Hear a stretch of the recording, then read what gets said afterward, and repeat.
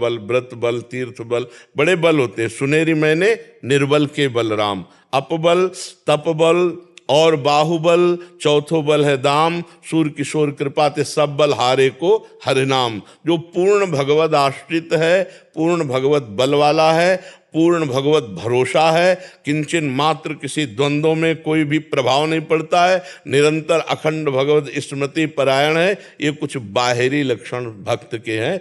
भक्त और भगवान की महिमा को वेद और सरस्वती जी भी गाते रहे तो पार नहीं पाएंगे, क्योंकि भक्त भगवत चिंतन के प्रभाव से भगवान के अगाध सद्गुण संपन्न वैभव को प्राप्त हो जाता है। तो उसकी जैसे भगवान की महिमा कहना अनिर्वचनीय, ऐसे भक्त की भी महिमा कहना अनिर्वचनीय। कुछ लक्षण बताए जाते हैं जो हम आपको जैसे बता रहे ना, हाँ। और उसमें मान की चाह नहीं होती, उसमें मोह नहीं होता, उसमें किसी भी विषय भोग के संयोग में भोगने की इच्छा नहीं होती। जैसे भुने हुए चने में कितना भी खाद पानी लगाओ अंकुर नहीं होता, ऐसे ही जो आत्माराम पुरुष भगवत भक्त है, नहीं स्वात्मा रामम विषय में कृष्णाम भ्रमयति, वो जित संग दोषा होता है, वो निरंतर अपने स्वरूप में स्थित रहता है, उसमें किसी भी तरह की कोई कामना नहीं होती, वो हर द्वंद्वों पर विजय प्राप्त किए, सुख दुख में समान भाव, और वो दिव्य ज्ञान संपन्न होता है, परम ज्ञानी होता है। जो भक्त होता है उसमें दिव्य ज्ञान आता है, पढ़ा लिखा ज्ञान एक अलग होता है, दिव्य ज्ञान जो स्वयं भजन के प्रभाव से प्रकट हुआ है। ऐसे महापुरुष को भक्त कहते हैं, जो निरंतर दैन्य होकर भगवान के चिंतन में रमण करता रहता है। समझ रहे हैं जी। वीर सिंह जी, मध्य प्रदेश। श्री हरिवंश गुरुदेव, आपके चरणों में कोटि कोटि प्रणाम। गुरुदेव, आंतरिक शत्रु बाह्य स्वजनों से मिली विपरीतता से बार बार मानसिक द्वंद्व पैदा करते हैं, ऐसे भजन बाधित होता है, मन विचकित होता है। वो भजन ही क्या जो प्रतिकूलता से बाधित हो जाए। अभी बच्चे हो परमार्थ में, अभी बच्चे हो, अभी परमार्थ के पथिक थोड़ी बने हो। प्रतिकूलता प्राप्त होने, जैसे घाव प्राप्त होने पर सूरवीर योद्धा को जोश आता है और शत्रु को पछाड़ता है, ऐसे ही जब प्रतिकूलता आती बाहरी या भीतरी, जो भक्त है वो सुदृढ़ होकर भगवान की स्मृति में तन्मय होकर हंसते हुए उस प्रतिकूलता को पछाड़ता है। प्रतिकूलता में बाधित हो जाए, मन उदास हो जाए, खिन्न हो जाए, ये सब भक्त के लक्षण हैं। ये तो अभी प्रारंभिक शुरुआत है ककाहरा की। अभी आप मतलब परमार्थ के पथ पे नहीं हो।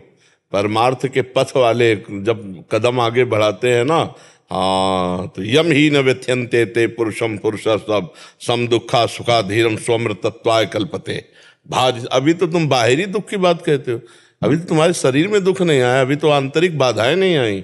आंतरिक बाधाओं को काम क्रोध लोभ मोह मद मत्सर इनको परास्त करता हुआ, शरीर के हर दुखों को सहता हुआ भगवान के आंख में आंख मिलाकर बढ़ता है, परमार्थ का प्रतीक होता है। घर परिवार स्वजन संबंधी या लोक परलोक ये सब कूड़ा करकट की तरह बाहर हो जाता है, इसका कोई महत्व नहीं।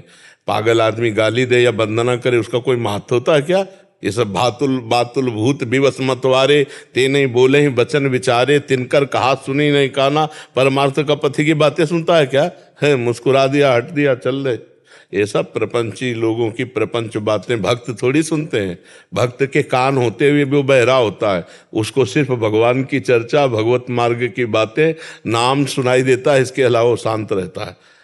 सब कौन सी बाधा ऐसी जो हमारे चित्त को क्षोभ पहुंचा सके? चित्तचोर में हमारा लगा हुआ है और वो आनंद समुद्र है, तो कौन सी बाधा पहुंचाएगी? शरीर को हमने पहले ही त्याग दिया मृत मान करके, इसको अपना थोड़ी माना। तो शरीर की बाधाएं ही होती हैं, आत्मा में कोई बाधा पैदा नहीं कर सकता। समझ पा रहे हो आप? शरीर में ही हो इसलिए तुमको सब बाधाएं लग रही, और शरीर बाधाओं का घर है, इसलिए हमने पहले उसे त्याग दिया। ये शरीर केवल भगवत प्राप्ति के लिए ही है, बस इतना मानकर इससे अपनापन किया तो कोई परेशानी नहीं।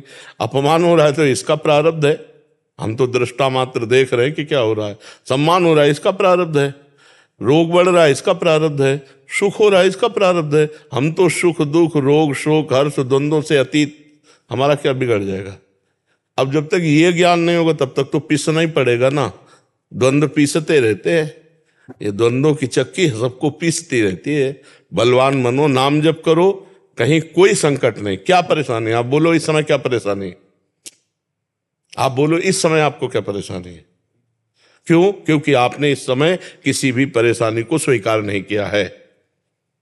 आप इस समय सत्संग स्वीकार किए हैं, इसलिए आपको आनंद है, और यही स्वीकृति बराबर रखो तो क्या परेशानी है।